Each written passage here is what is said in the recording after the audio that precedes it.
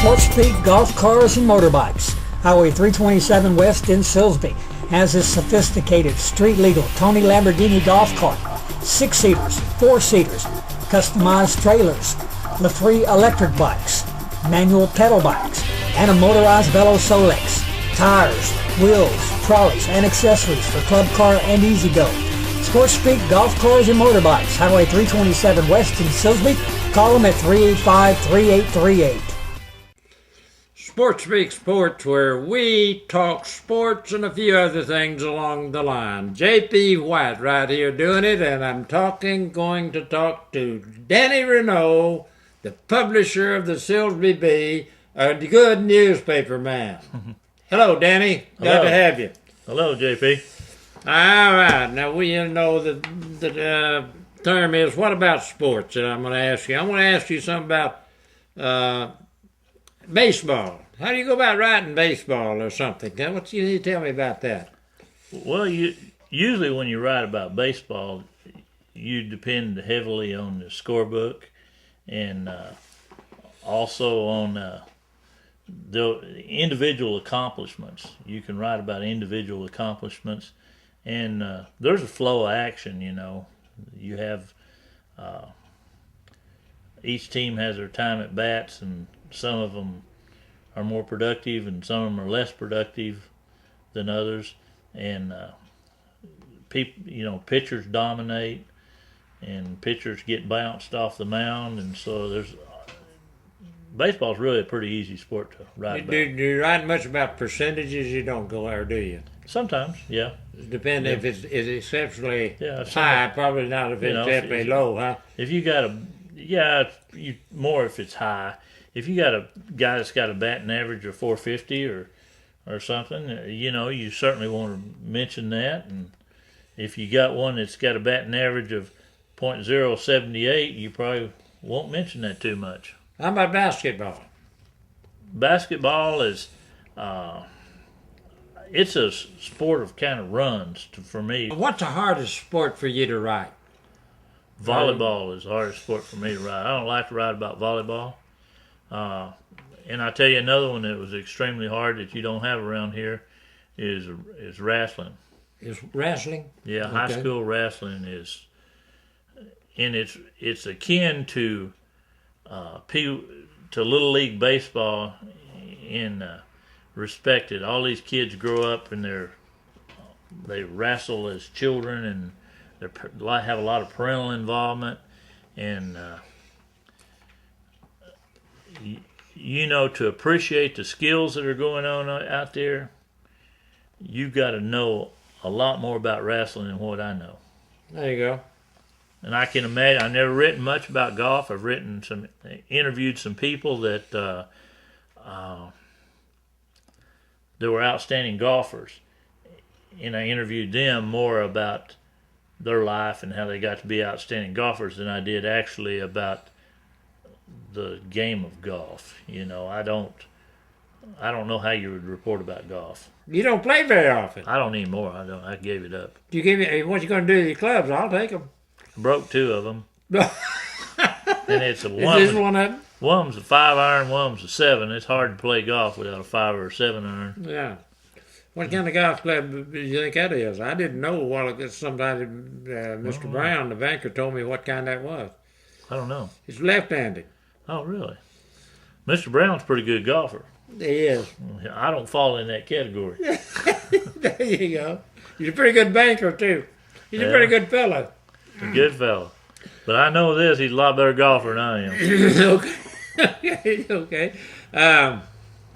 You mentioned volleyball, but I don't see many boys' volleyball games. Do they have volleyball sport in Silsbee? No, that's not a sport in our area. Probably some other areas have that. California, I think, does. There's some states do have high school volleyball, I think. But mostly in Texas, we just don't have it anywhere. Well, they don't most places. You got Title IX programs, and volleyball is the girls' sport at the same time that football's going on. To fill in. Yeah, you got to have equal. You're supposed to have. Tell me about that now. You do Title IX. That's something to do with how many sports the school's got to have. Explain that. Oh, I don't know if I can explain it, but you got to have equal opportunity for girls and boys, you know, and at the college level they have to have like equal number of scholarships. So they have to, if you have a football team at the college level, you have to have a couple of girls sports to make up for it because they don't have near as many scholarships as you do on a football team, and so they may have at a college level they may have like 9 girls sports and have only 6 boys sports, but that's because football is so demanding and takes up so many scholarships. But at the high school level, you have to have opportunities for girls for every one you do for boys is the way I understand it. And What would you like to tell me about being a sports editor or newspaper publisher or something that most publishers or writers wouldn't tell the people ordinarily? You got something kind of in the background there that I don't know about? well, I can tell you a couple things that are a little Tell me maybe something. that people aren't. You know, the Silsbee Bee. Let's talk about it a second. Okay. It's extremely rare because the Silsbee Bee is just about 100 years old. Okay. And during its 100 years of existence, it's had 3 owners. January 1st, 1991, they sold it to me. Oh, okay. And I'm the 3rd owner of the Silsbee Bee. I've been there 22 years now. It doesn't seem possible, does it, JP? No, that's some time. But I've been there 22 years. So that's kind of rare that you got a newspaper 100 years old and it's only had 3 You're a owners. fourth of it. And Yeah. you can go all around here to other newspapers. There's one right down the road that's been in existence like 22, 23 years, and it's had 6 owners. There you go. You know, the life expectancy of an owner just isn't. It normally isn't anything like that. Yeah. And you know, as far as my career is concerned, I had the opportunity to buy 2 newspapers, this one and one in Akron, Colorado, from people that had owned them for more than 50 years. My goodness. And there's some things you learn about. You know, you can learn a lot from a guy that's done the same job and been in the same business for over 50 years. And I learned a lot from the Coolies in Colorado and from the Reeds in Silsbee, Texas. There you go. I didn't have any choice but to be successful because if I failed, I didn't just lose my newspaper. I lost everything I had. Now, you've been successful and you've been a good editor for Silsbee and all that good stuff, but I want to know about the Bragg Ghost. Have you seen the Bragg Ghost? I did.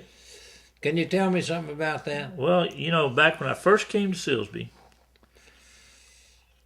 I used to write. I didn't know where a lot of places were the schools were playing ball games and stuff. Yeah. And often I would jump in the van with a bunch of old guys and from a radio station. Oh! And we would go to the ball games in Cleveland and wherever. And one night we were coming back, and the radio guy decided that he wanted to, you know, show us the See the Bragg Ghost. He wanted to see if he could find the Bragg Ghost.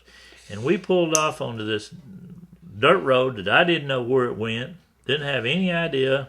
When we first got on, it had the appearance, it was pretty straight for a long ways down there. And I was sitting in the back of the van, and we took off down the road, and the first thing I know, the radio man turned the lights off on the car, and he's driving down the road in the dark. And I'm sitting in the back of this van, and I'm thinking, what if there's somebody out here parking, or if there's a log down in the road, or whatever. We're going to run over that thing for sure. And there was a couple other, I think, Grady the grocer might have been in that van. Is that right? Okay. And I think I heard the fire chief might have been there. Fire Chief John Price might have been there. The guy that played football at North Texas State that went with you a lot of times. Cozell Shaw. I know he was there because he was sitting in the seat with me, and pretty soon he was down in the floorboard praying. And I said, I see the ghost. And I was a believer right then. Because I wanted to get those lights back on. Okay, that's pretty good. Well, all right. SportsSpeak Sports, J.P. White, and I have the publisher of the Silsbee Bee. He's also been the editor, the owner, the sports writer, and I don't know what else. Have you ever been Mr. Gopher? I'm Mr. Gopher today. That happens sometimes. You got to. Somebody's got to go get the stuff. We have a printing plant in Kirbyville, and we print a lot of publications for around the area. Okay. And one of my jobs today was to go to the post office in Beaumont and pick up carts to haul newspapers in and mail carts. And so. All right. J.P. White, SportsSpeak Sports, Danny Reneau, the publisher of the Silsbee Bee. Certainly happy to have you here. We SportsSpeak Sports, and we talk sports and sometimes a few other things. So long for now. We'll see you next time, we hope.